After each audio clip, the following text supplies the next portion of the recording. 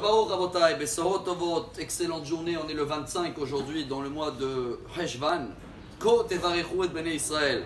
Et cette paracha, laquelle on lit à tous les couples qui se marient, à tous les Hatan dans le Shabbat Hatan, cette partie dans la paracha, Ve'Avraham Zaken Ba Bayamim, Hashem Berach et Avraham Bakol. Quand Avraham était âgé, Ba Bayamim, on avait compris l'année dernière, chaque journée était remplie, il attendait la prochaine journée.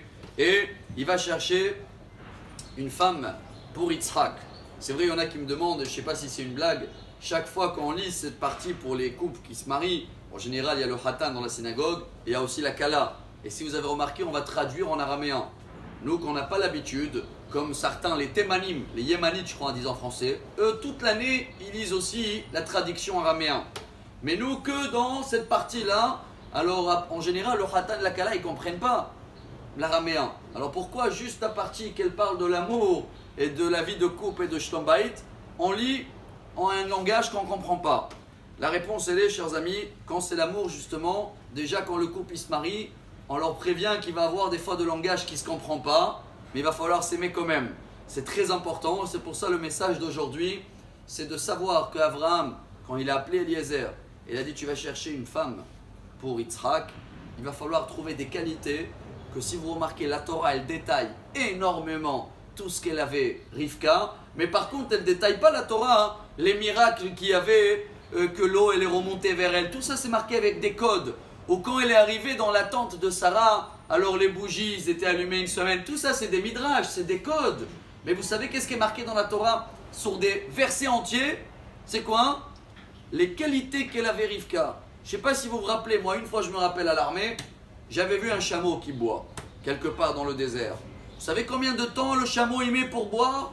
Combien des heures? Il peut boire, apparemment il peut boire pour 40 jours, il remplit son ventre.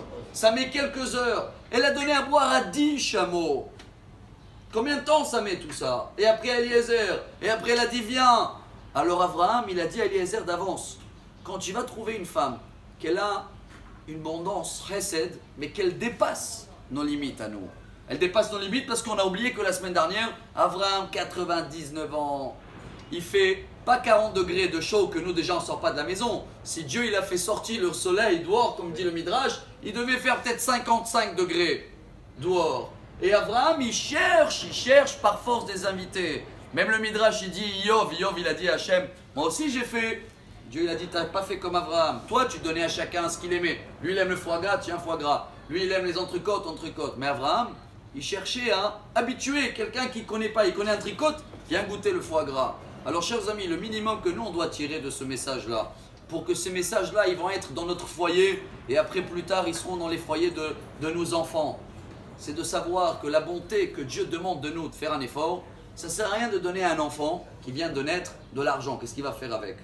Il préfère des chocolats ou des machins. Ça ne sert à rien de donner à quelqu'un qui n'a pas des dents, viens je t'invite à manger un entrecôte. Ça ne s'appelle pas la bonté, chers amis. L'inverse, tu ne vois même pas ce qu'il a besoin l'autre. La vraie bonté, c'est ce que nous on va essayer de l'appliquer dans notre vie, dans la vie de couple. C'est de voir vraiment ce que l'autre a besoin et essayer de le donner sans attendre un retour, peu importe quelle est la situation à nous. Et si on n'arrive pas à le faire avec de l'argent, etc., on termine avec le Talmud Ktubot, je crois, Rabbi Yochanan, il dit ou leven shiraim mechalav.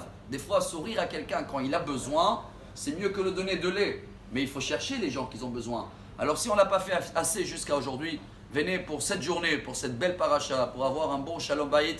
On va prendre exemple de Avraham, de Yitzhak, Rivka, Sarah et excellente journée. Amar Rabbi Elazar, Amar